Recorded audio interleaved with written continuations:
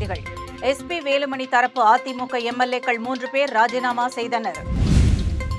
மேகதாது அணை விவகாரம் சட்ட போராட்டத்தை தீவிரப்படுத்த முதல்வர் விஜய் உத்தரவு. தமிழகத்தில் கோவை, சேலம், தேனி உள்ளிட்ட 8 மாவட்டங்களில் மே 26ஆம் தேதியான நாளை கனமழை பெய்ய வாய்ப்புள்ளது என வானிலை ஆய்வு மையம் அறிவிப்பு. விரிவான செய்திகள். எடப்பாடி பழனிசாமி, சி.வி. சண்முகம், எஸ்பி வேலுமணி என அதிமுக இரண்டாக பிளவுபட்டிருந்த நிலையில் யாரும் எதிர்பாராத விதமாக மதுராந்தகம் எம்எல்ஏ மரகதம் குமரவேல், பெருந்துறை எம்எல்ஏ ஜெயக்குமார், தாராபுரம் எம்எல்ஏ சத்யபாமா ஆகியோர் தங்களது பதவியை ராஜினாமா செய்தனர். அதற்கான கடிதங்களை அவர்கள் 3 பேரும் சபாநாயகர் ஜே.சி.டி. பிரபாகரை சந்தித்து வழங்கியுள்ளனர். ராஜினாமா செய்த கையோடு தலைமை செயலகத்திலேயே அமைச்சர் ஆதவ் அர்ஜுனாவை சந்தித்து தங்களை தாவேகவில் இணைத்துக் கொண்டுள்ளனர்.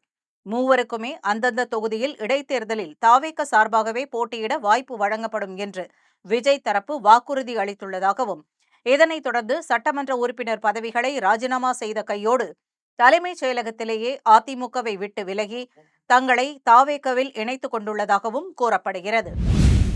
தலைமைச் செயலகத்தில் இன்று முதல்வர் விஜய் தலைமையில் காவிரி நதிநீர் வல்லுநர்கள் மற்றும் சட்ட வல்லுநர்களுடன் மிக முக்கியமான ஆலோசனைக் கூட்டம் நடைபெற்றது.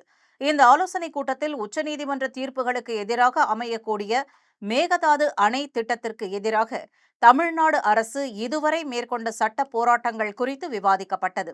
காவிரியின் குறுக்கே மேகதாது அணை கட்ட பூமி பூஜை நடத்த கர்நாடக அரசு உத்தேசித்துள்ள நிலையில் தமிழகத்தின் உரிமையை நிலைநாட்டிடவும் விவசாயிகளின் நலனை காத்திடவும் தேவையான சட்ட நடவடிக்கைகள் எடுக்க வேண்டும் என்று அதிகாரிகளுக்கு முதல்வர் விஜய் உத்தரவு பிறப்பித்துள்ளார்.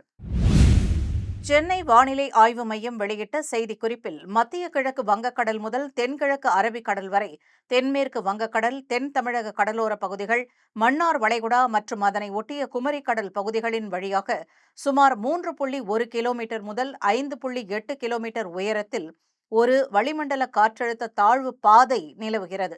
இதன் காரணமாக தமிழகத்தில் நாளை முதல் மே 31ஆம் தேதி வரை ஓரிரு இடங்களில் இடி மின்னலுடன் கூடிய லேசானது முதல் மிதமான மழை பெய்யக்கூடும் என்றும், மே 26ஆம் தேதியான நாளை கோவை மற்றும் திருப்பூர் மாவட்டங்களின் மலைப்பகுதிகள், நீலகிரி, ஈரோடு, சேலம், தேனி, திண்டுக்கல் மற்றும் கன்னியாகுமரி மாவட்டங்களில் ஓரிரு இடங்களில் இடி மின்னல் மற்றும் பலத்த காற்றுடன் கூடிய கனமழை பெய்யக்கூடும் எனவும் தெரிவித்துள்ளது.